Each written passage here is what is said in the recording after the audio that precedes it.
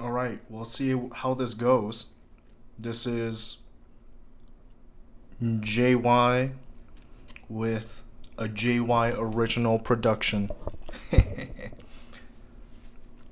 All right, this is called The Archive, working title. Book 1, Taylor, The Farmlands, location, West Taylor. Here we go. Oh yeah, and this is probably not going to be very structured. I'm probably going to make comments and make edits or notes as I go along if I think of anything. Late one hot afternoon, Emil Jenny and his two power pigs labored for the final hours of daylight. The man was a middle-aged farmer, one who hadn't been keen on his birth date and had forgotten it long ago. The man was seated on top of a metal harvester that was shaded by a cotton canopy. He held two belts in his hand that led to the bridled beasts. Harnessed along with the harvester, the pigs served as the engine and the wheels of the operation. The hogs were leashed, but the farmer barely held on to them. He wanted to do it after all. Well, they wanted to do it after all. He was mostly there because there was nothing better to do. Can we call it a day, ladies? The farmer called out to the hogs in front of him. If you keep this up, we won't have any land to work for the rest of the summer. Then who's going to be the ones that will be bored all year after? The hog on the left huffed as she continued trudging forward. She planted her feet as gently as her powerful body could, avoiding trampling any crops. Her snort was followed by a defensive sneeze. Come on, Hope, Jenny beckoned. It's good to pace out a good thing, don't you agree, Mischief? The hog on the right paced several times forward. She stayed silent in contemplation for some time, then grunted. See, your sister agrees, Jenny said. He then muttered to himself. I sure named the hogs wrong. You would think Missy was the troublesome one, but Hope makes me wonder if pigs truly have intelligence. Hope squealed angrily and leaned back onto her hind legs. The harvester was brought to a standstill as her front two hooves pointed towards the sky, her ankles like tree trunks. She crashed back onto the soil as any loose metal within half a mile rattled from the shockwave.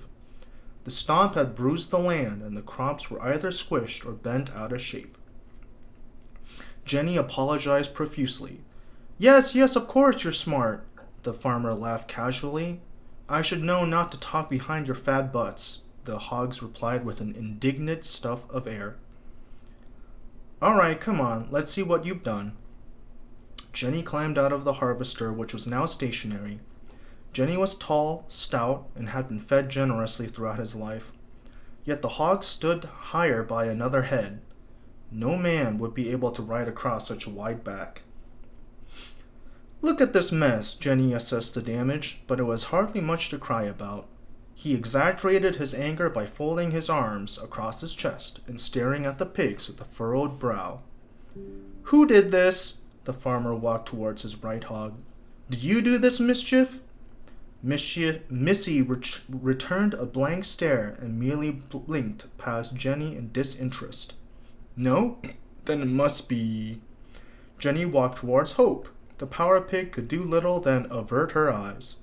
As she turned her head, Hope flashed swift side-eye glances towards the farmer. Are you sorry for all this? Jenny asked softly. Hope let out a long and low sigh. Good, Jenny replied.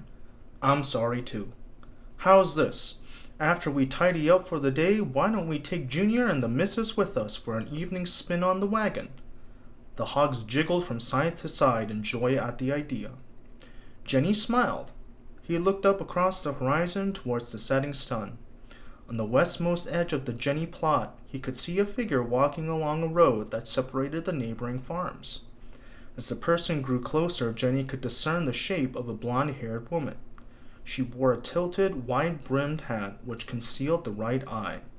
Despite the intense heat, she wore a long coat, one that flowed freely, rather than wrapped around to deceive. Jenny could feel confidence extruding from her, for she walked without hurry towards a clear destination. "Ahoy there!" Jenny called out and waved. The woman stopped in her tracks and stood, simply waiting. Jenny gulped. He patted Hope, and she returned a reassuring nod. The farmer walked across his plot and made his way towards the traveler, who was not too far away.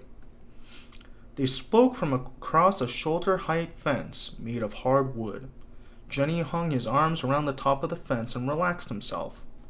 "The name's Emil Jenny. It's not too often we see travelers coming from this side of Ormina," Jenny remarked. His homestead sat on an establishment of land in the western region of the province. West even still was an arid land lacking in food, water, and in fact anything of value. The barren land that was strewn with dead brushes. Anything of verdant life shielded itself with thorns while tainting its juices with poison. The creatures that remained in that desert grew stranger and more dangerous. It was nearly 50 miles beyond Jenny's farm that he could be able to see sand. Jenny cleared his throat. "I can tell by your looks that you're one of them Lemaine folks. You're just as pretty as the rest of yous. I wouldn't expect one out here so far from the river delta." Jenny peered out west, where he could only imagine a dry and decrepit aura that was ready to sap him of his life. He shuddered thinking about it. "You must have traveled far," Jenny said. "Not far enough, I'm afraid," the woman spoke quietly. The woman gazed her eyes on the road in front of her. However, with a sigh, she turned her head towards Jenny. The glow of the coming evening surrounded her as she stood in front of giant stalks of sunflowers. It was a crop that the people favored for its valuable oils, and one of many goods that Jenny grew on the borders of his land. The woman marveled at all of nature's bounty, yet, despite her amazement, her reaction was but the dilation of her eyes. "You're off to the capital, aren't you?" Jenny inquired. "How about I offer you some water? Stay for dinner, and the girls and I can give you a ride into town. It would be no hassle at all." The farmer started unfastening the gate. As he swung it open, the woman twisted her body towards him. One side of her coat hung freely, which revealed the woman was armed with a pistol. "Stay away," the woman warned. "Hey now," Jenny stepped back with his hands in front of him. "You won't find any trouble with us. We're real quiet, hard-working folk. My wife and Junior are inside, and these are my girls." Jenny nodded towards the power pigs. From here, Jenny could make a blotch of blood that stained the fabric above the man's holster. "You're injured," Jenny exclaimed, but his observations continued. The woman's coat, beige in the evening's light, was sprinkled with maroon. "That's not her blood," Jenny thought to himself, as he grew all the more wary. "Come quick," Jenny beckoned. "Working on a farm, you've got to have more than just a couple cotton balls and band-aids on hand for any major accidents. We can patch you up and have you visit the mumsies in town. As far as doctors go, they're the best." The woman assessed the farmer's earnest look. A small smile for a man with such a large face, one that was covered in a forest of dark hair that started to show the first strands of white. An ogre of a face, but the first one she had seen in over 100 days. She relented, covered herself up in her coat, and stepped closer to Jenny. "That's right," Jenny said as he swung the gate wide open. "It's a wonder you can walk with a bleeding wound, and so boldly at that." The hogs wandered closer to the two humans. When they drew near, the hogs sniffed, puffed, and huffled, while they took in the scent of a stranger. "Manners, ladies!" Jenny waved at them. "This here is Hope, and the other is Mischief, but be warned the names can be deceiving. Why don't you take a seat on the harvester? I can walk back with the girls." As the pigs turned the harvester around, they returned to the barn at a walking pace. The crew traveled through the grazing area of small livestock whose pens were located on the top of a rolling hill. When atop the vantage point, the fertile plain stretched as far as the eyes could see.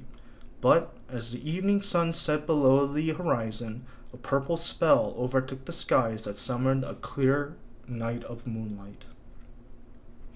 "Cloudfall," the woman whispered. What's that? Jenny turned his head towards the harvester, but the woman was fast asleep. I guess the chair was worth the money after all. And Missy, you thought it was a bad idea. The rightward hog squealed shortly.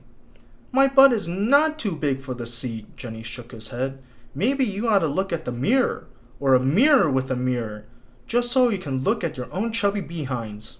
With a harumph, Jenny led them all back to his house. It was a 20-minute journey as the Jenny plot had grown further west with every year. The woman was sound asleep until one moment when Jenny turned his head to see that she was entirely wide awake. You had quite the power nap there, Jenny said. To be honest, I thought you would sleep straight until the morning. As the hogs came to a rest, the woman stepped down from the harvester. Tidy yourselves up, ladies, Jenny ordered. I've got a guest to attend to tonight. The hogs grunted with annoyance as they helped each other out of their harnesses. With their mouths, they delicately gripped onto their bridles strewn on the ground and propped them on a metal rack nearby. They both shook their bodies from head to tail as their skins shivered down their spine. This was followed by a great stretch after a hard day's work. I've been putting off asking, but what's your name? Jenny asked. At least, what should we call you? Kritz, the woman replied. People here know me by this name. Jenny spun around in surprise. Know you? Jenny scanned the woman's face up and down. He scoffed. If you're who you say you are, then in these parts you are revered as a great savior to this region. The boys speak of your exploits, twisted with their own creativity, of course. But even so, the myth of your victories in the water wars spun songs far out from the capital, even reaching the ears here. Still, I never met the gal, and it's been 5 years since the end of the war. I heard she's been missing all this time. I'm not who you think I am, Kritz replied. She shook her head as if a sharp pain overtook her head. Soon she refocused herself and looked up at Jenny. Her hair covered her right eye, while the left stared as if projecting a laser beam instinctively at his heart. It is imperative I make it to the capital as soon as possible, she said.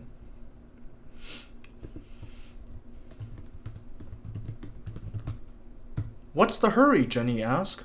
I know you're trying to look tough, but you can hardly walk, can't you? Whatever the matter is, it can wait until the morning. Kritz grabbed at Jenny's shirt and she tugged him near with bear-like strength. Your life, the lives of everyone east of the pendant, are all forfeit. Your people and the land you hold dear are in great peril. I bear a message. I trust that you will help me deliver it. What is it? Jenny asked as Kritz relinquished her grip. I will do whatever I can to help. We are already too late, she continued with a ghostly voice, extra raspy from a parched mouth. This land is doomed. Yet our initiative now will determine how many will leave this catastrophe with their lives. We must leave for the capital at once, Kritz declared. Tell your wife and child to pack their things and flee. Tell them to inform the neighbors. What? Why? Jenny cried in confusion. If there is danger, I'd feel much better if they came.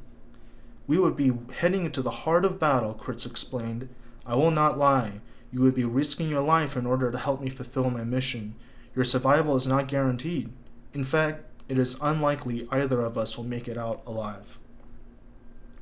Jenny looked eastward and imagined a blooming evening within the city walls of Taylor. From a distance, Jenny would still see the glimmers of the waning sun that reflected from the windows of tall buildings. Even now, the light the city generated was a beaming star across the farmlands, verdant and graceful, where families of many farms gathered for food and respite. This land is my home, Jenny said resolutely. I may not understand, in most things I don't, but I can tell you're telling the honest truth. I will do anything to protect this land. Jenny returned about face towards the barn.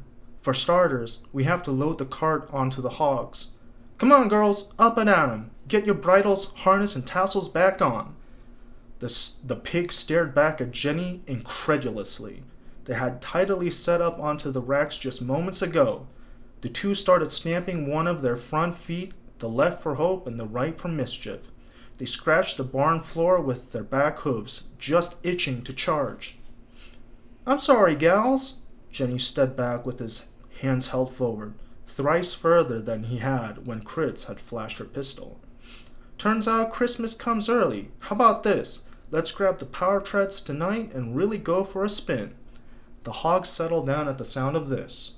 See, the power treads have high torque potential, Jenny started, pulling out a flat platform on monstrous wheels.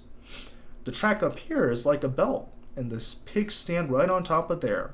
Once I lock them into place, they can start walking forward while driving the belt back. That makes the wheels turn. Pretty nifty, eh? It runs entirely on biofuel, Jenny chuckled. It goes fast too, and the hogs love it. This here is an old relic from the war, Jenny explained. The hogs came to assist Jenny from each side as they escorted the power tread towards a modified automatic truck. Perhaps you recognize it? Only too well. While unintelligent, Jenny did not lack wit. Recognizing he had struck a sensitive chord, he cleared his throat. Well, I will head inside and have my family hide at our cabin further out west. While I'm at it, I'll grab some food and water, and something to dress your wound. Just water is fine, Kritz responded. Jenny meant to press her, but instead nodded. Stay here, and don't exert yourself, Jenny said. If you have any questions, my secretaries over there can assist you. With a small smile, he rushed towards his home. The two hogs worked quietly and pretended to pay no mind to the woman from Lemaine. Yet, they could not help but gossip amongst themselves. Who's she? Hope asked her sister with worry leaking from her stink. There's a footnote here that says, this is the hog's language, translated roughly into our own, using a combination of both scent and sound. The lingual complexity of the power pig is vast and poorly understood. A strong smell can indicate anxiety levels and warn others of danger. Some scents were musty perfumes that they secreted in affection. All depending, power pigs could learn a couple common words, but these two here know way more than that. The translation is rough, but this is all that can be done with the technology of this era. So back to what they're saying. Who's she? Hope asked her sister with worry leaking from her stink. Mischief took a peek over at the new stranger. Don't know. Smell nice. Look good. Hope oinked. Taste nice? Missy shook her head.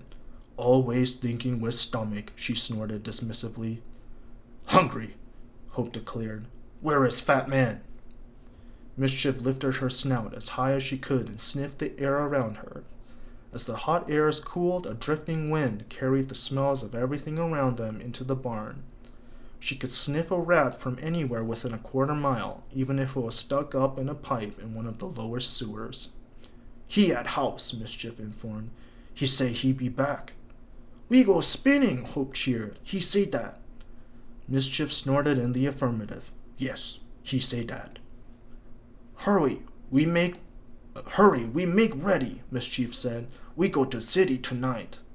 Maybe get ice cream, Hope wondered. Always thinking with stomach, Missy repeated. Hungry, Hope said wistfully. I think I'll stop right there. What was that? 1, 2, 3, 4, 5, 6, about 7 pages? Oh, this is going to take a long time, people. 7 pages out of 200? Well, hope you are excited as I am to get through this. Alright, catch y'all next time. Alright.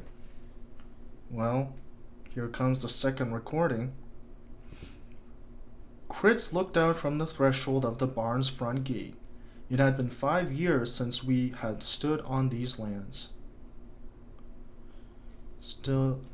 Since she had stood on these lands.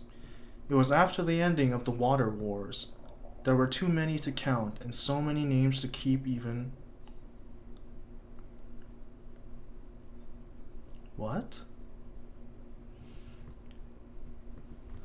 Okay, I'm just going to put into quotation marks.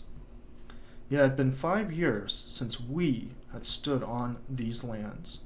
It was after the ending of the Water Wars. There were too many to count and so many names to even keep track of. Synced to the ebb and flow of human prosperity and despair, peace and war last only for so long.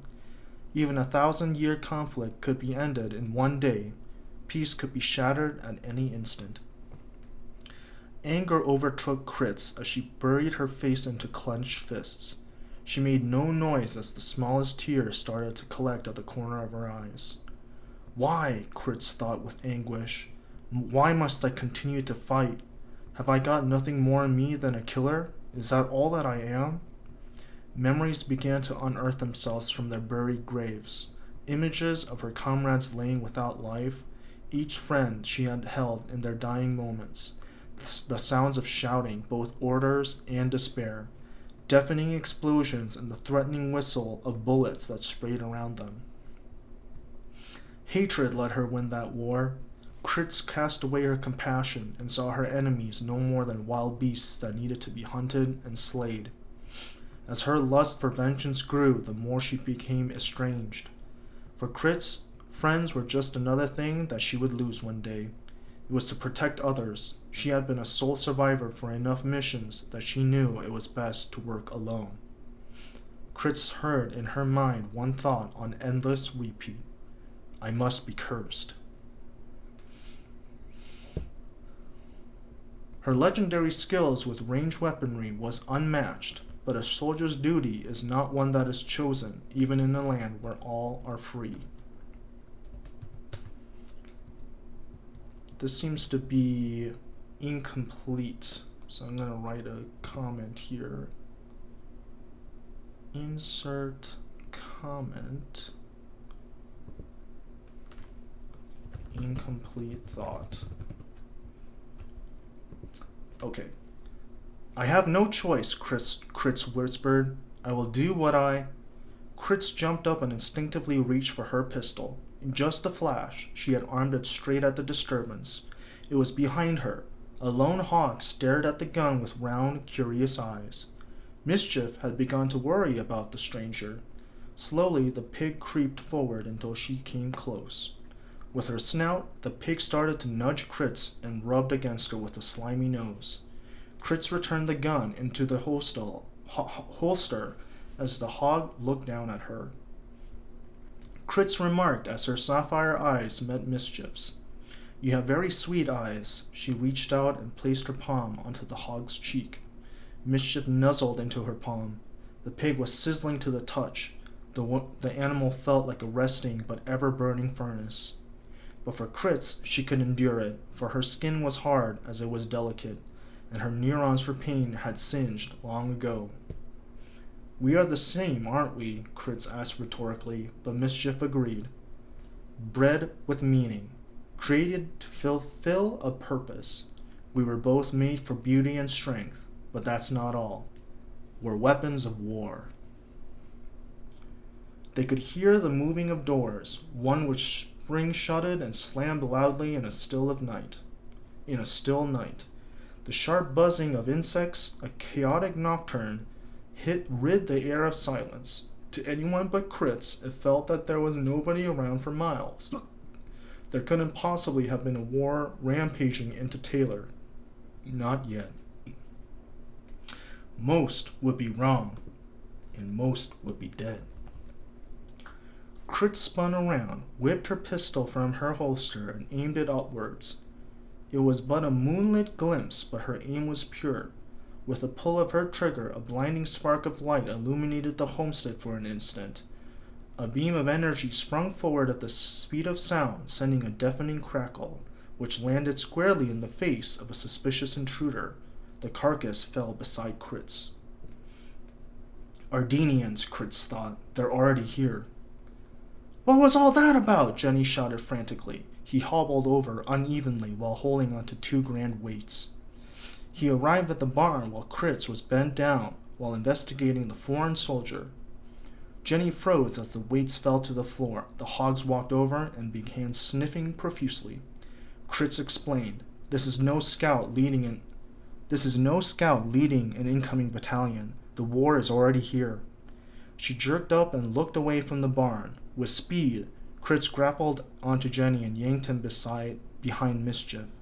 Hope started growling menacingly. A barrage of bullets, lit purple and white, started pelting sideways towards the heroes. They snapped like firecrackers against the thick animal hide, yet to no avail, for the power pigs withstood the laser blasts with immunity. Kritz sent blasts of her own into the darkness. The hogs were looking to charge, but Jenny tried to keep them steady. "No," Kritz shouted over the incoming laser fire. "You must prepare the power treads. Leave the rest to me." "Wait, my girls are hungry," Uncle Jenny said. "And the pepperlin pills, right there." He pointed at the 2 sacks that carried 2 green spheres that shined like newly waxed bowling balls.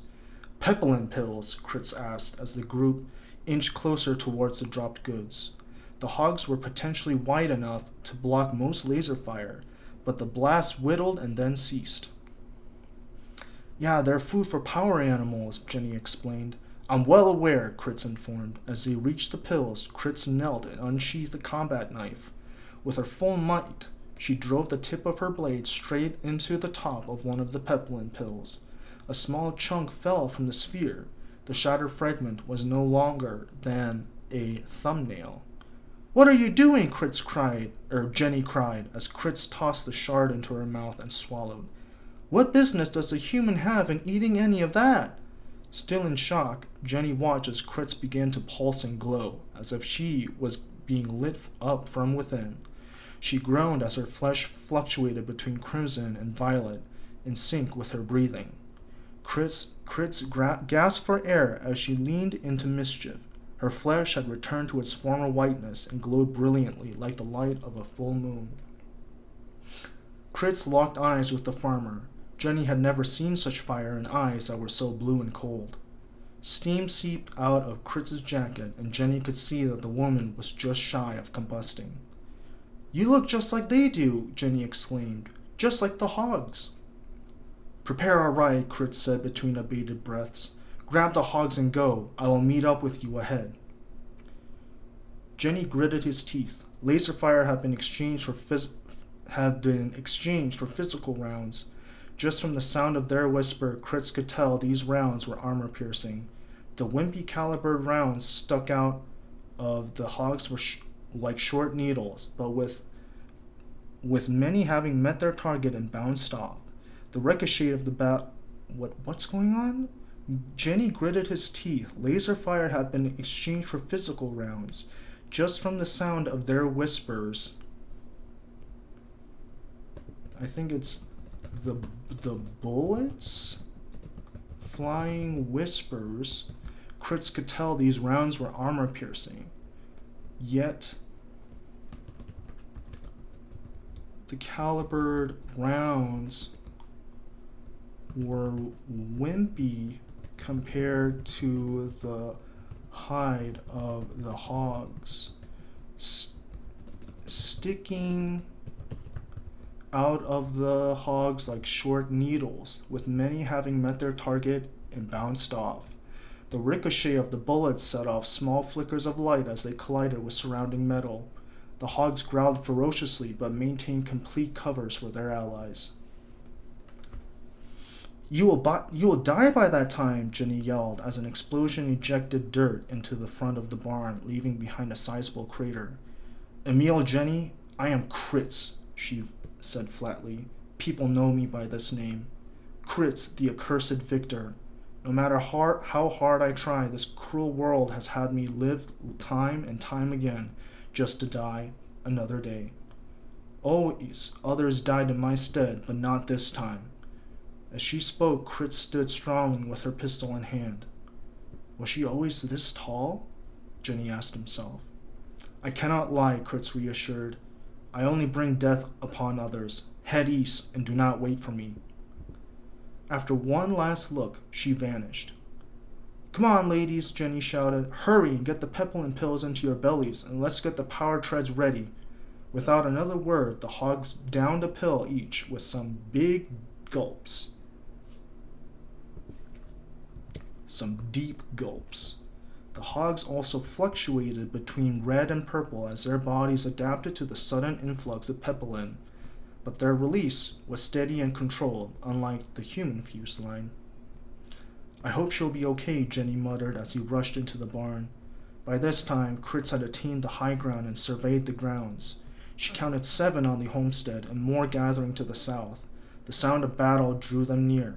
Before long, 20 or so foot soldiers hid among Jenny's tallest crops, or the long grasses of an overgrown prairie.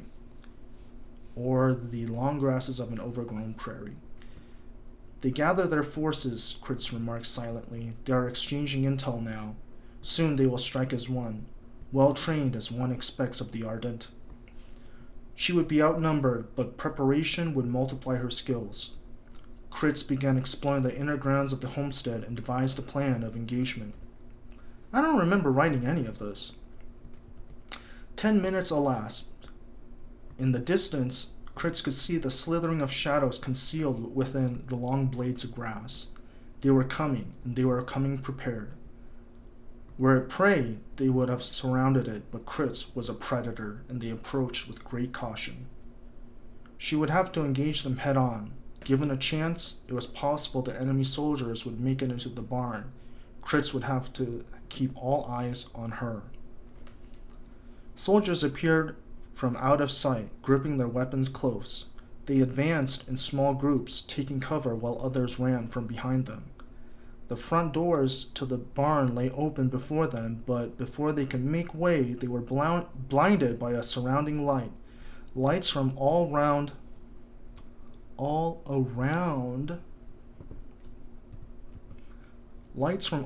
the farm snapped into life, those powerful enough to light up the night on hundreds of meters of farmland. Jenny had devised a plan to switch the light breakers on to deter the foe's advance. I hope this doesn't mess up her plan, he thought as he hastily completed the preparations. Light? Nice, Emil. Kritz squinted her eyes, but rushed forward with hope. Now's the time. Dazed, the soldiers could do little as the victor emerged from her hideout with bolts of lightning projecting out of her weapon. As the sparks connected, the circuitry of any electronics on the soldiers exploded and burned. The impact of the beam's energy was forceful. As they were shot, the men were pushed back 2 meters as if hit with a large stone. Blasts that landed on limbs immediately separated from the main body, either to fall far behind them or be incinerated. "Open fire!" a voice bellowed. As more soldiers regained their senses, they planted their fingers on the triggers of their weapons and scoped around for Kritz. "Where is she?" one of the men hollered, but suddenly he was silenced by a pair of deadly powerful hands. Kritz disposed of him with one procession of pops, which cracked the man's neck. With one more sidestep, she dipped into the shadows, now much more potent than they had been in the nightlight.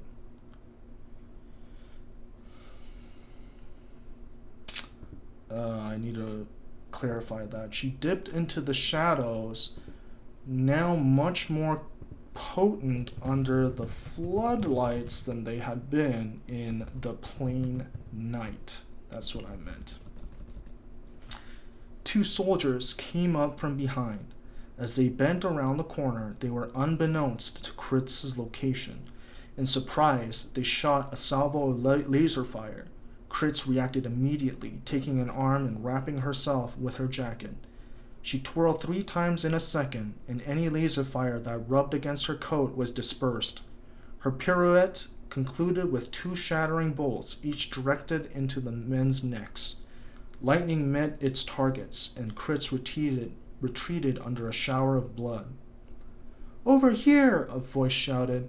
It was close, and she could find no cover. 4 men were approaching, and Kritz could do little. She snuck into a small patch of shadow in an easily overlooked corner. Like a stone, Kritz stood still and held her breath.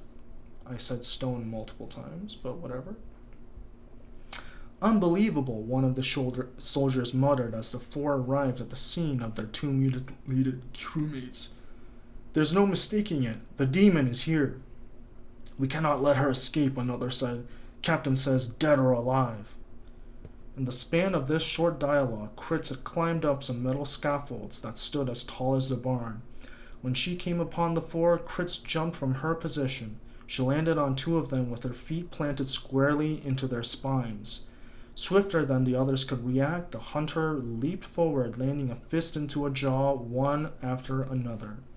With bones harder than steel, the impact of her knuckles against bone skipped concussion for immediate death. Ahead of Kritz, the remainder of the troop had all gathered together. The female soldier grappled one of her victims as she came under fire. The foes were pushing her back to the courtyard directly into light. Soon all stood clearly visible. Kritz saw how they dispersed and surrounded her. She could see everything. What is this?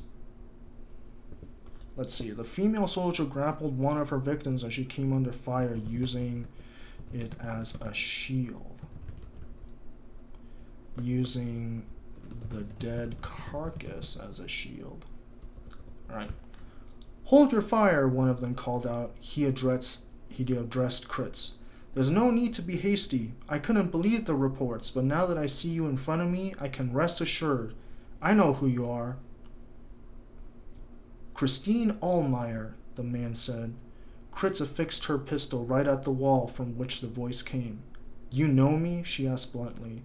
The others were assuming their positions. This was clearly a tactic to buy time, but time was what Kritz needed as well. Once a lady of Lemaine, the voice said, now nothing more than an outcast. How do you know my name? Kritz asked. Who are you? You are a worthy asset to us, the voice responded, and a huge liability for our plans if you escape from our hands. Show yourself, Kritz commanded. Slowly and steadily, the man turned out from cover. He wore a black hat that was flattened towards one side, a tan face with a defined mustache, albeit thin. His eyes were as black and hollow, the inside of chestnuts. Kritz could not believe her eyes. You! She started salivating in fury. Traitor! Come now, Christine, the man said coyly. That's no way to greet an old friend.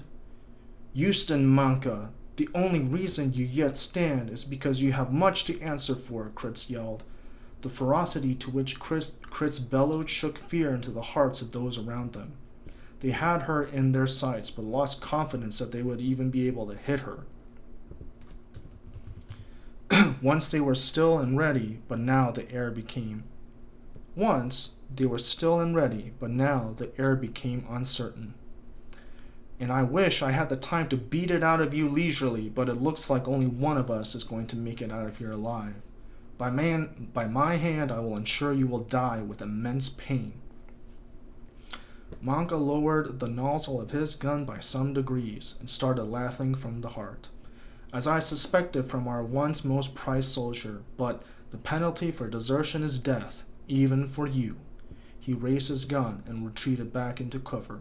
Maybe I should act out these voices a bit more. But anyways, as if a bell had gone off, Kritz and Manca started exchanging gunfire. Houston wielded a semi-automatic rifle, sending a hailstorm of bullets towards Kritz. She darted towards cover while clumsily returning fire. A bolt of lightning struck close to Manca, but he was able to evade. Now! Open fire! He shouted. A semicircle of soldiers started shooting in the direction of Kritz, and she was pinned down behind cover that was becoming torn and shredded. Kritz took a gamble to sneak a shot out, but was repaid with a blaster shot to the back of her right hand. The skin became inflamed, peeled, and red.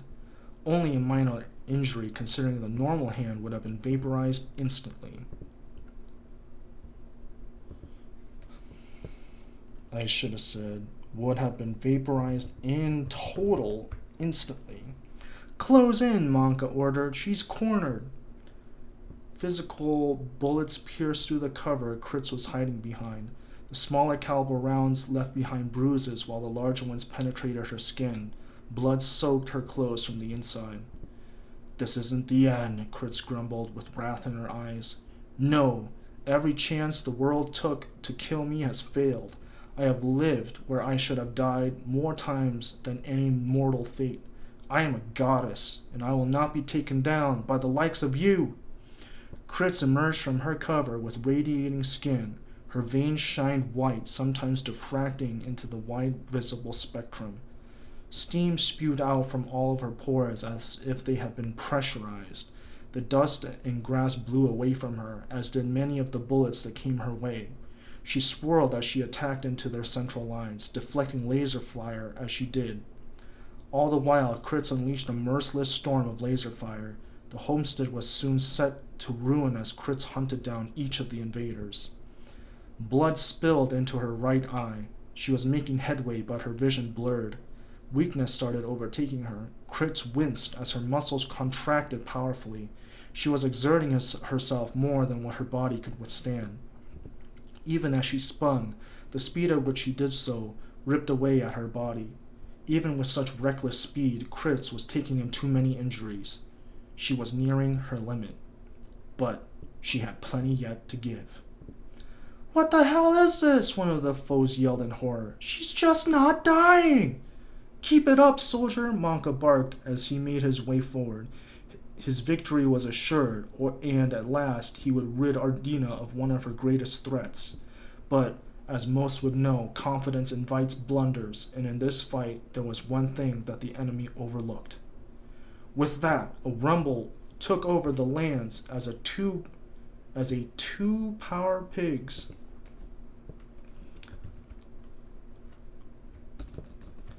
With that, a rumble took over the land as two power pigs started stampeding forward.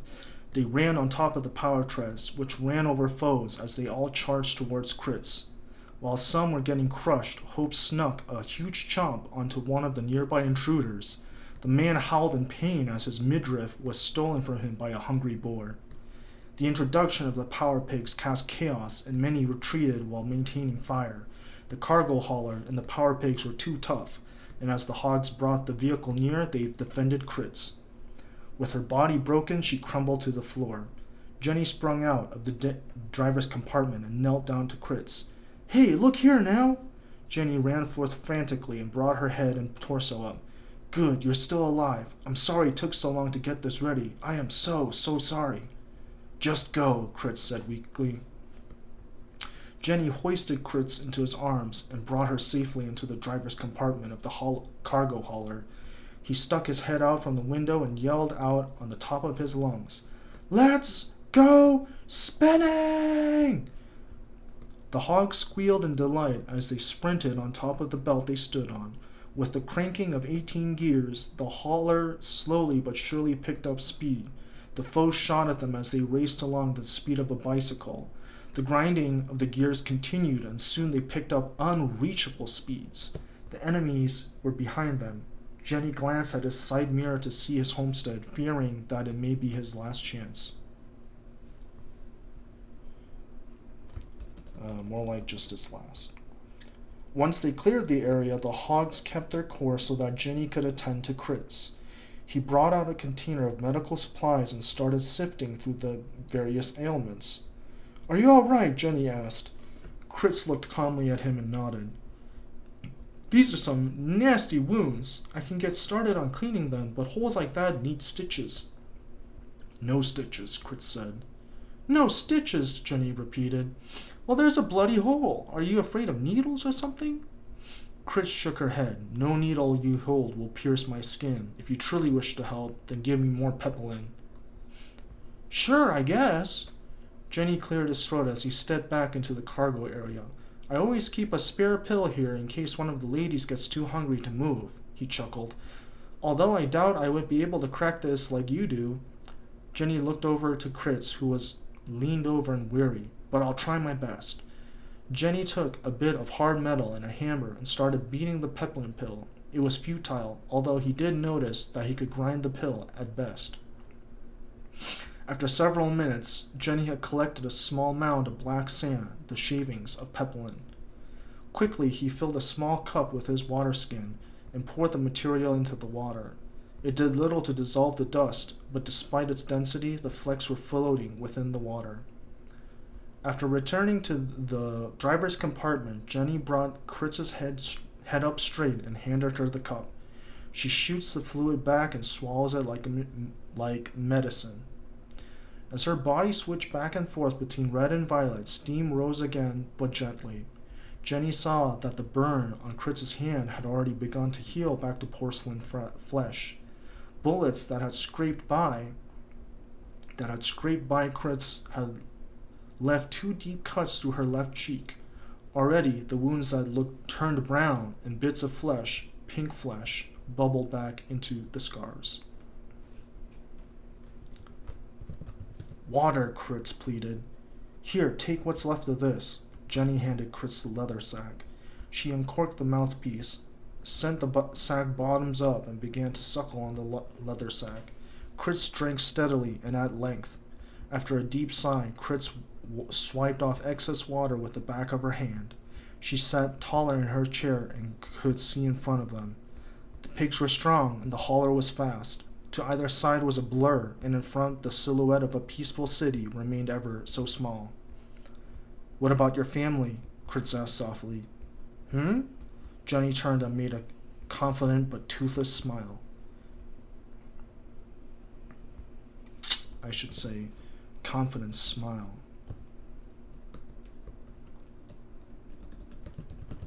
One with missing teeth. Because he's not toothless. He just is missing a couple teeth. My wife and Junior will be fine. I'm sure of it. At the bottom of our cellar, there is a path underground that leads to the west. Our path's just right on top of a precious water source, you see, and my forefathers built a bunch together that stretches across West Taylor. Most lead to nowhere, but ours lead off to a cave in the southwest. We've got a good cabin in the forest there, far away from anyone and anything. Far from danger.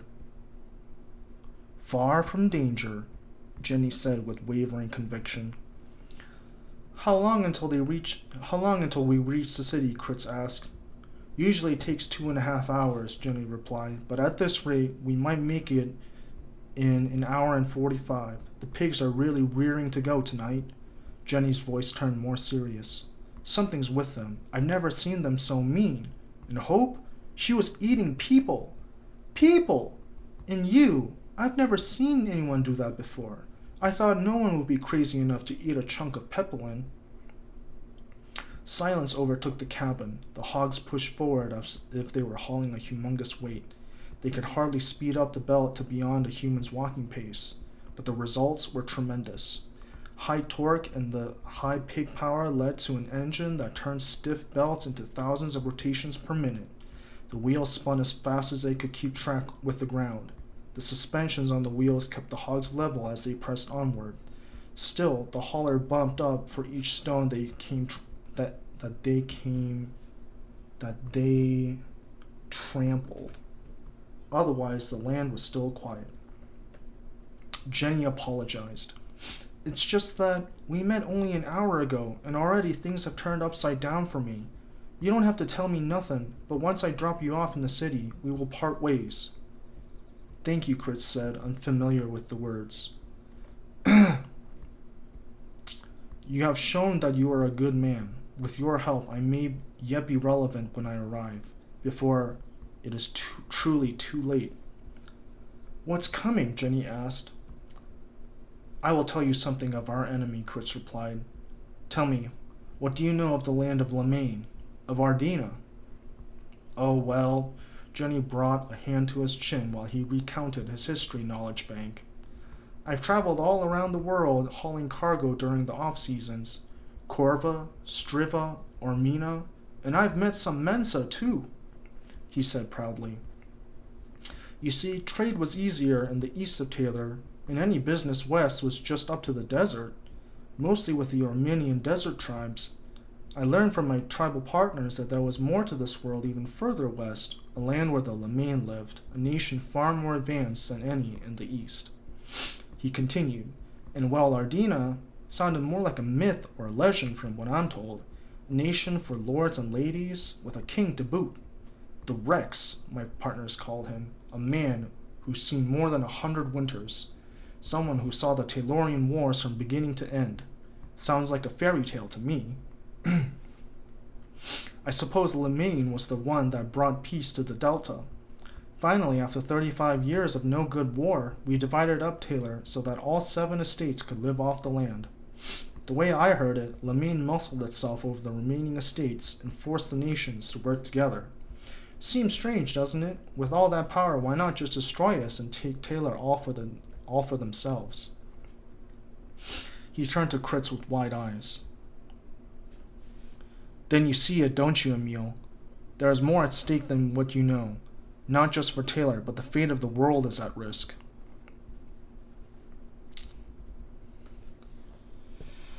That was too sudden. It's like, seems strange, doesn't it? With all the power, why not just destroy us and take Taylor take Taylor all for themselves?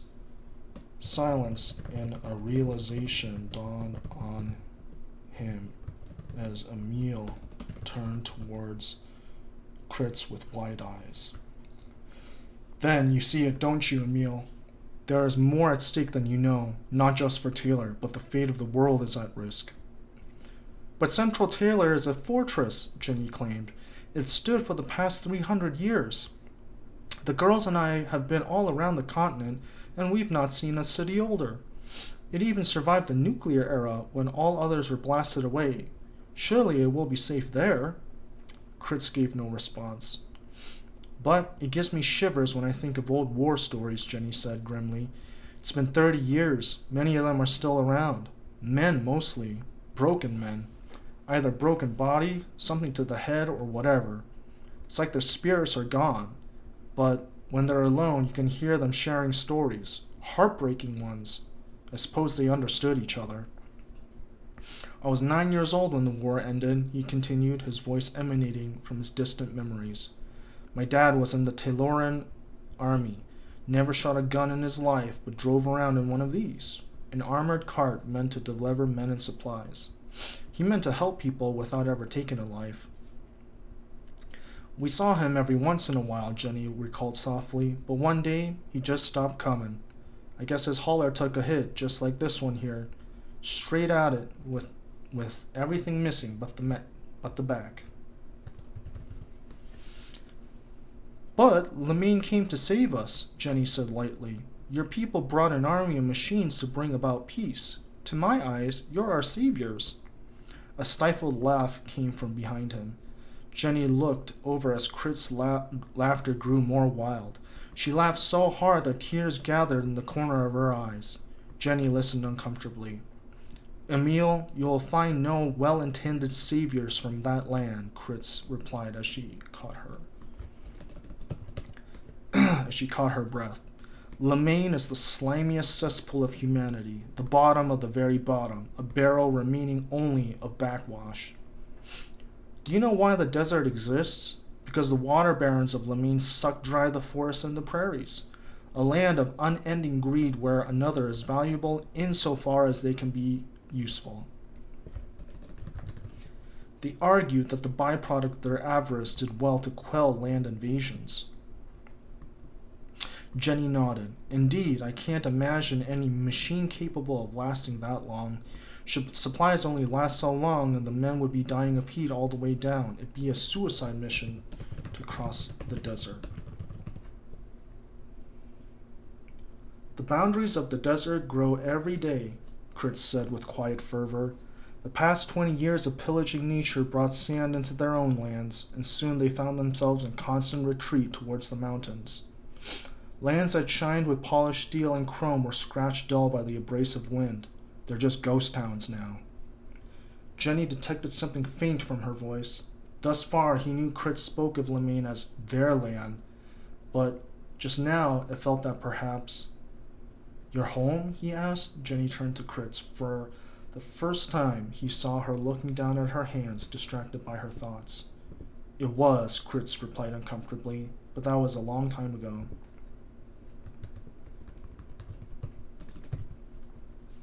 Jenny recognized the look on Kritz's face. He had seen it many times. Each time he spoke with war veterans.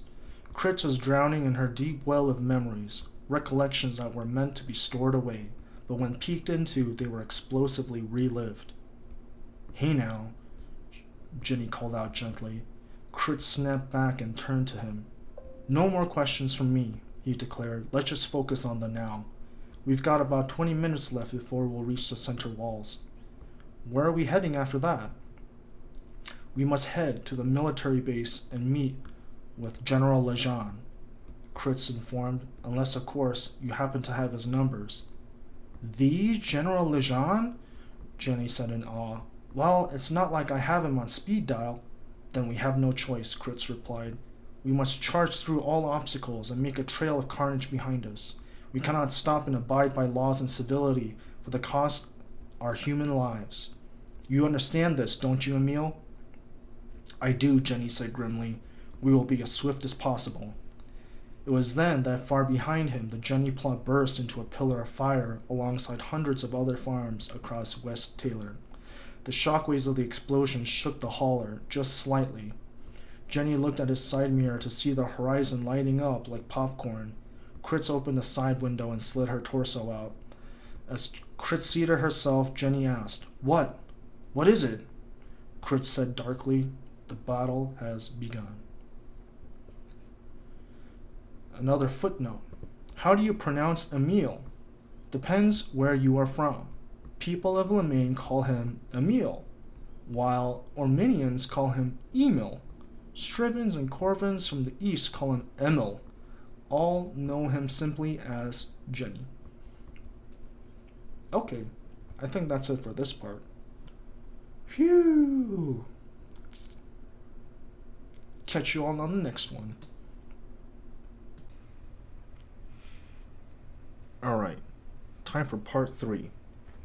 I'm just realizing I've only been reading for like 45 minutes or something, and my throat is just hurting. It is like tough reading. Here we go. The next chapter, The Mumsies. Location, Central Taylor. The name was famous across all of Taylor, if not the world, of the great Mumsies. A line of innovators with a knack for gadgets, engineering, and technology. There were 4. Cleaver, a master of machines. Josephina, his wife, the enchanter of electricity. Their son, Holland, an infant.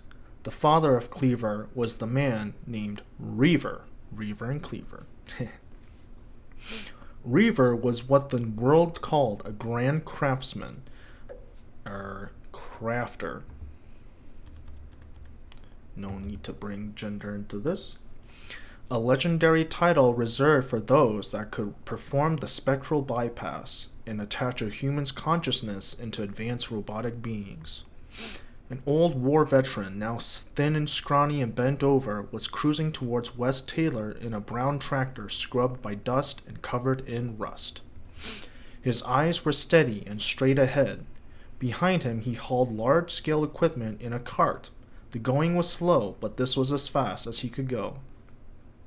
A phone started buzzing and playing a cheerful jingle. The man fumbled around for the source of the noise, which was in one of the cup holders. He looked at the phone, which read, Son.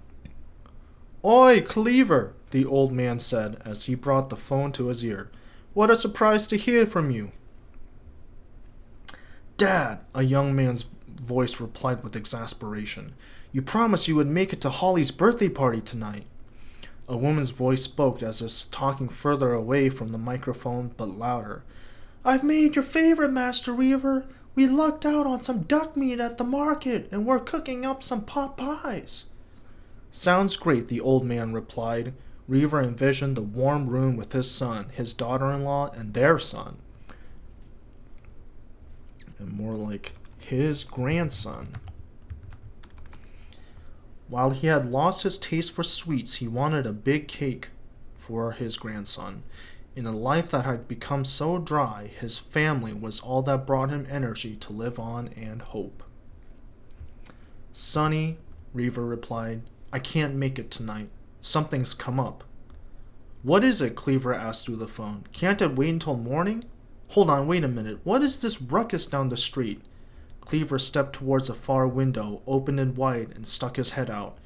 Cleaver caught the culprit one block away, where a noisy brown tractor was feebly dragging a float of heavy machinery all towards West Taylor. "Dad, that better not be you," Cleaver asked warily.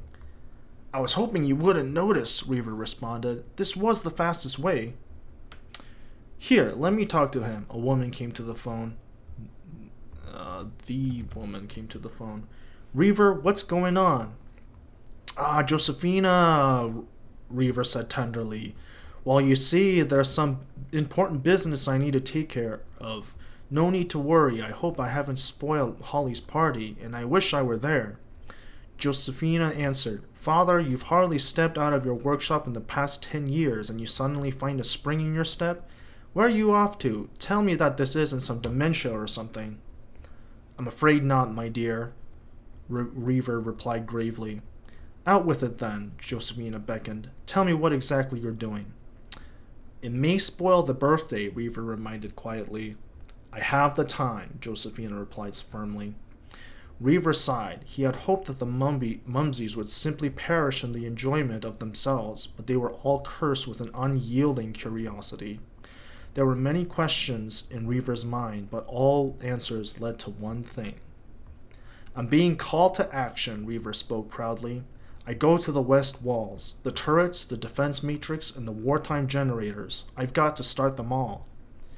"Josephina, it's the long-range scanners," Reaver continued. "They triggered about an hour ago. They're here. The Ardent are here." Josephina exchanged looks with Cleaver, who had been listening nearby. Holly was off enjoying some entertainment on his tablet. The two adults pulled out screens of their own and viewed the long-range scanners. With a hushed voice, Josephina replied, "We knew this day would come. Damn it all. Damn that it would happen on this day." She clenched up her body, then relaxed with a deep breath. "What needs doing?" "Doing," Reaver repeated with surprise. "You won't be doing anything but enjoying cake and duck pot pies." "Reaver," Josephina said with an iron voice, "we are coming with you. I can see what I can do about the generators. I will send Cleaver to see about that defense matrix." "No," the old man interjected. "The system is archaic but robust, I'm sure. I designed it myself 50 years ago. Only veteran engineers like me will know how to work them. Send Cleaver to activate the Sirius cannons." "The cannons?" Cleaver jumped forward and said, "Then, you are being serious, aren't you, Dad? Those are the last of the turrets along the west wall, meant solely for taking out war machines." "Then you both understand what is coming," Reaver stated. "Even if we get the defense matrix online, even if we get the Sirius cannons online, we might not make it." Josephina glanced at Holly, who was reading something on his tablet with his tummy planted on the floor. His feet were up in the air and swayed back and forth. "All the more reason to try," Josephina said with her hands clenched. "But what about Holly?" Reaver asked. "One of you should be taking care of him." "Don't worry about him," Josephina replied with a small smile. "Haven't we learned by now that the child is invincible?" The two could hear Reaver chuckling from the receiver. Josephina replied, "Holly and I will head to the generator and hope that the old girl aged like fine wine. Those turrets can only be set up one at a time, you know," Reaver recalled. It's been a long time. We've salvaged some equipment from the turrets during peacetime, but now we'll need them back. I wonder whatever happened to them." That's what's in the cart," Reaver said enthusiastically. "These parts should be enough for the Iron Maiden to whip up anything you need for 3 towers." "Only 3?" Josephina said softly. Reaver continued, "Cleaver, you come and trade spots with me. Take the tractor and go to the turrets. I am near the central military base. I am visiting an old friend, you see. Meet me here as soon as you can. I will look for your arrival." Reaver ended the call as his tractor came to the front gates of the military base. However, what used to be a gate of supreme masonry and metallurgy was now broken into rubble and bent into wire. Reaver turned his head rightwards and brought his cart to a halt. Before him was a linear catastrophe from a charging force that found stone to be little resistance.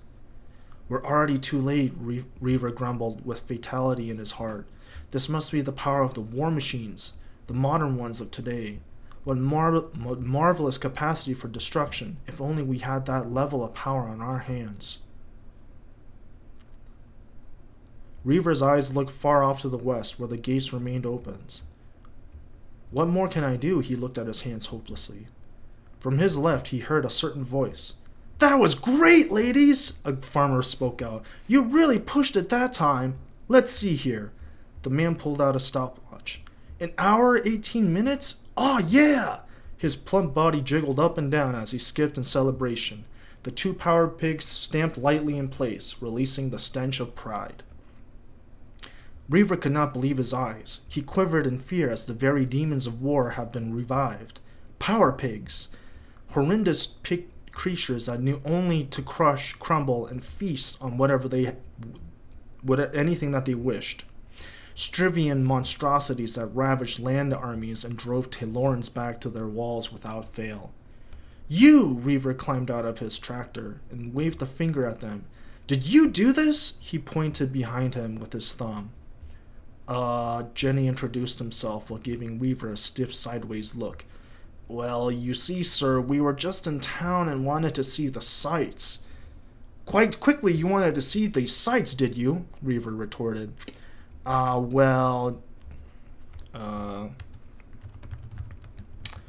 the calamity behind him. Jenny squirmed where he stood. We were just quite short on time. We're on a mission, you see. Are you now? Reaver replied with suspicion. Relax, Reaver. He's with me. The accursed Victor stepped out of the cargo hauler's driver's cabin. Reaver's eyes lit up and widened in shock. Kritz, he exclaimed. I have not seen you in 30 years now. Not since the end of the war. You haven't changed at all. I know you didn't age, but to see you like this now. A ghost from the past, Kritz finished. Isn't that right? Reaver gulped. It seems your strength is not diminished, but you've grown even stronger. Yet, your return is more evidence that we are in grave peril. I have come to seek an audience with General Lejean. He must know of the impending assault. I thought to do the same, Kritz replied. Come, Emile. Oh no, Jenny replied hesitantly. I think I'll just wait out here with Hope and Missy. Keep the engine running in case we need to make a run for it. Wise choice, Kritz commended. Well, actually, the military and I aren't on the best terms, you see. Jenny admitted. I've been doing a bit of smuggling. Since I travel across borders, I did get caught once or twice. Maybe several times. I see, Kritz replied. Very well. We shall return shortly. Thereafter, Kritz and Reaver stepped into the military compound and crossed the expansive courtyard towards the main building. By this time, a squadron of troops were marching toward the gates to apprehend what they assumed to be perpetrators of destruction. Those in front signaled the others to stop. Attention! The lieutenant shouted. General on deck! All soldiers organized themselves into two lines, allowing Reaver and Kritz to walk forward. The leader continued walking with him. Great General Reaver, the lieutenant said. Saluted. I was uninformed that you would be making a visit today. Please accept my apologies. Not to worry, he said, waving him off. To what do we owe this honor? The lieutenant asked. I'm just here to see an old friend, Reaver said calmly. I will be with General Lejean. Of course, sir, the lieutenant cried. I would be honored to escort you to him. My boy, Reaver chuckled, you're too young to know of my triumphs. Yet you've treated me with such respect. Someone must have taught you well the history of our recent times. In the end, it is I that is honored by those like you who remember me. Thank you, great general, the lieutenant shouted hesitantly. I am undeserving of such praise. What was your name, young man? Lieutenant Liam Torgerson. The soldier stood upright with a salute. his clenched fist planted on his left breast. I serve as secretary for General Lejean. Well, Liam, the old man replied softly while resting a gentle palm on the lieutenant's shoulder. Soon we shall have to rely on your strength. Give it your best, all right? Sir? Liam asked, but the general was off, followed by a Lemaine woman. As she passed, her deadly stare was enough to hollow his soul. Liam gulped as some greater fear entered his mind. He faced west, and the line that made it to the west gate was no longer the spectacle to behold. It was the lights across the western horizon, lighting the farmlands like candles. Yet, there were more burning wicks than a religious vigil. The verdant lands were on fire. Just what did he mean? Liam thought as he ran after them. When Reaver and Kritz entered the main building, more soldiers came by to meet Reaver, but he waved them all away. They respected his authority and bowed in reverence for his presence. You'll have to tell me about your acquaintance, Reaver murmured to Kritz. Emile Jenny, Kritz replied, farmer from the West Fields. I was half dead when I found him. His power pigs are smart, perhaps smarter than the farmer himself. They have proven themselves as trustworthy and capable. And you accepted their help? Reaver asked with a serious voice.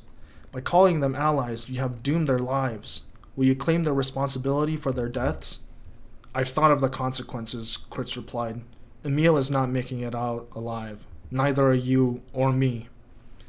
Liam stepped forward and called for an elevator. Then what are we doing here? Reaver asked blankly as they waited. You know just as well as I, Kritz answered. You wouldn't be here unless you were craving to fight. Even as a dying man, you've brought yourself out of retirement, although it seems you'd never stop working yourself. Oh, hiccups. Sorry. How do real audiobook people do this? Like, how do they keep reading without losing their voice, without straining their voice, and then burps and hiccups and whatever? Anyways. Reaver looked to the floor. Somehow, I believe I wouldn't live to see another war. Who would have thought it would be just 30 years of peace? Give it a few more years and I wouldn't be standing here with you. The elevator had arrived, and Kritz, Reaver, and Liam stepped into it. The doors closed as Liam ordered the elevator up to the control room. After some silence, Reaver continued with quiet vitality. I feel it in my bones that I must be right here. Otherwise, my whole body aches. Reaver continued louder. Do not mistake me as a coward. I am grateful for this chance for revenge. We may not win, but Ardina and Lemaine shall not find us as easy prey. Kritz looked down and cast endearing eyes to him. There are few in this world with greater bravery than Reaver Mumsey, Kritz commended. I have called you friend for 50 years, and yet you've survived all this time despite the curse I've placed upon you. You are not built like the others. Don't make an old man blush, Reaver chuckled. No, perhaps today is my cursed deadline, Reaver admitted. Maybe the world had me live so long just to die on a day like this.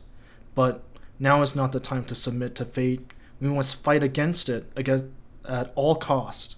Is that not what has kept us alive all these years? Kritz slowly veered her gaze away off into the distance beyond their current confines. You're starting to sound like him, Kritz remarked. Him? Reaver asked. The elevator doors opened, and the three were ejected into a chicken pen of officers and staff in rapid communication and swift work. General on deck! Liam shouted over the cacophony of sounds. For a moment, everyone stared at the newcomers. As you were, Reaver ordered, but many were petrified in awe for a few more seconds. General Lejean, a tall man with wide shoulders, aged 55, had a full head of short hair and a scruffy beard of salt and pepper. He was dressed in a white uniform that broadened his shoulders. On his left breast were decorations that honored his successes. Lejean dropped everything he was doing, rose to his feet, and stepped toward Reaver. He made a brisk bow. Great General, Lejean invited them closer to the main stage. Master, forgive me that it has been so long. I had been meaning to call. For 20 years? Reaver scoffed. Lejean, the last I saw you, you were but a new-grown man. Now it seems we've both grown to be old geezers. Kritz, Lejean greeted. It seems you're no worse from wear. You're as radiant as always. Watch it, Lejean, Kritz growled. The moment I play nice to you, you're dead. And there's that unforgettable venom. Then, let us conclude pleasantries, the general decided. Come, you must see what data we've gathered so far. You must come with information as well, yes? Bring it up, Lieutenant, Lejean ordered Liam. The lieutenant tapped vigorously at his screen to bring up smaller windows on the screen depicting visual surveillance of the Western Rim. There have been 363 reports of homesteads being destroyed from the western fields, the lieutenant informed. I was at one of those plots, Kritz mentioned, an advanced recon troop from Ardina. Ardina, Lejean remarked. Then what our scanners are showing must be true. There is a significant group of Ardinians in this region to the northwest. Liam drew attention to the spot on the map with the greatest enemy concentration. But an advanced troop? If they wish to take this province,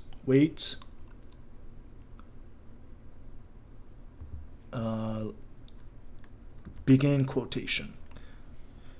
Liam drew attention to the spot on the map with the greatest enemy concentration. But an advanced troop? If they wish to take this province, then they wouldn't send such obvious signs of their imminent assault.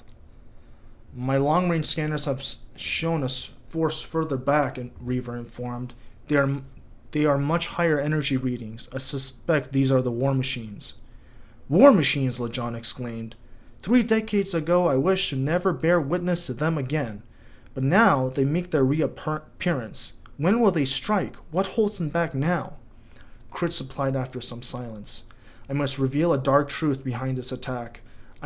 This I know from my contact in Ardina. Your contact, Lejean inquired. I will not question the nature of your relationship, but do you trust him?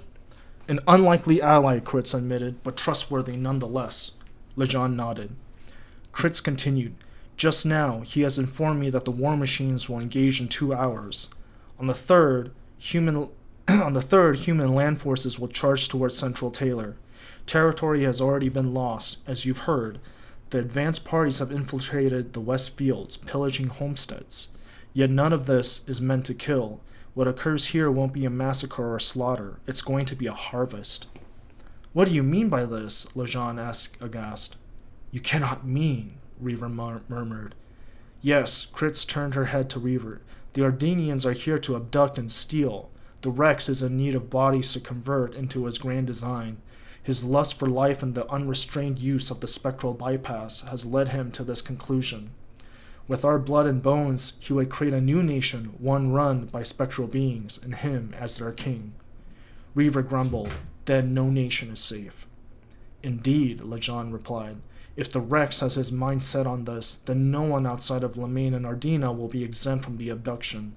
Taylor, Striva, Corva, all the Eastern Coalition.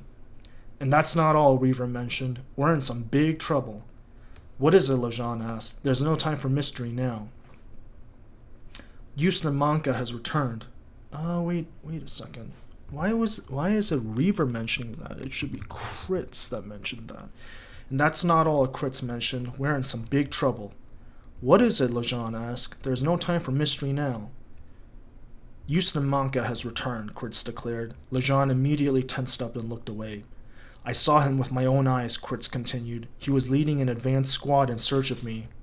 That bastard, Lejean said as he sat down in his seat in frustration. He slammed a fist into his armrest. 40 years ago, he sold this nation out to Lemaine and Ardina by abandoning us and joining their side. To think one of our most trusted captains would succumb to greed and power. Nobody saw it coming, Reaver said quietly. Kritz shook her head as well. I should have killed him when I had the chance, Lejean spoke softly. Before he left these lands, I should have killed him. If it weren't for him, the last decade of the Tayloran Wars wouldn't have been so bloody, nor would it have been as decisive. Millions of lives were lost because of his betrayal, and the burden is now on my hands. Tonight, it seems, I will seek atonement for this mistake. Don't sell yourself short, Reaver replied. Taylor couldn't have come this far without the great General Lejean. I agree, sir, Liam said. We've had more than a fair share of battles and defenses over the years, and that was all from your leadership. Surely we'll get through this one. Lejean continued. Even so, the traitor will once again use his knowledge to strike swiftly at Taylor's defenses. Master Reaver, what do you have in this regard? The old generator needs to get up and running, Reaver listed. The Sirius cannons must be brought back online. I, myself, am heading to the core of the defense matrix. We wouldn't stand a chance against those war machines without the Sirius cannons, Lejean stated, and the defense matrix will be pivotal should they launch a human attack. Let's just hope that they're in working order. I sent my best people to manage the repairs, Reaver said. Lejean stroked his graying beard. Cleaver and Josephina are on the field already, then. Certainly we can trust in their skills. Very well. I shall do everything I can from here to manage the battlefield. Connect to our comms, and I'll provide as much intel as I can. Liam! Lejean barked. Yes, sir! Torgerson responded promptly. Lieutenant Lejean explained, I need you to take Eagle Battalion and head east into the Strivian and Corvin estates. Those provinces need to be warned of the incoming attack. Organize the evacuation. What of the Ardenian and Lamine provinces? What of the Ardenian and Lamine provinces? Reaver asked. Sir, reports say the same thing, Liam answered. They're vacant, completely evacuated. How could they all escape undetected? Reaver asked himself. And what will you do? Lejean asked Kritz, for he discovered long ago that she could not be ordered around. If the western provinces are vacated, then the fighting will be in the east, Kritz answered. I would welcome the company, ma'am, Liam saluted. I work best alone, Kritz glared at Liam. Take heed to avoid me in the battlefield. Nobody is friendly in my line of fire. Liam gulped and shook while in his salutation. Reaver shook his head disapprovingly. Don't worry, she's always like this. You'll just have to get used to it, Sonny, Reaver replied. He continued with more darkness in his voice. If you want to live. We'd best get going, Kritz said. We've spent too much time here as is. Lejean nodded. The lieutenant brought his hands to his sides. Then, if you'll excuse me, Liam bowed and headed towards the elevators. One moment, Lieutenant, Lejean called back. Liam returned as Reaver and Kritz entered the elevator and descended to the ground floor. Sir? Liam inquired.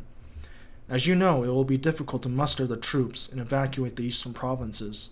Lejean stepped forward while unpinning a trinket from his left breast, one among many. It was neither the largest, brightest, nor the most colorful, but one with a distinct design. It was a wreath made of lustered silver, with one ribbon that stated, Freedom for All.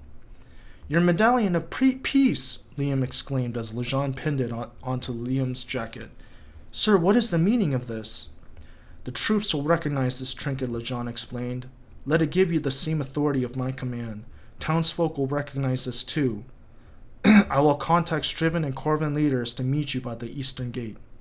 But sir, I cannot accept this, Liam responded fervently. This is the medal that was given to you for your contributions during the Tayloran War. I have no means to bear this gift. Take it away from me, Lejean replied. I was an advocate of peace, but a man of no values. I've killed more than I have saved. Me? Lejean scoffed. I'm just a warmonger. He turned sharply and placed an arm on each side of Liam. Lieutenant Liam Torgerson, Lejean spoke firmly, from all of my years I have never had such an astute subordinate such as yourself. Given some years, you would have quickly climbed the ranks, perhaps even becoming a general yourself one day. I cannot think of a better beholder of that medallion. Fulfill your duty, and when it comes down to the wire, promise me you will escape. Promise me you will survive. Yes, sir!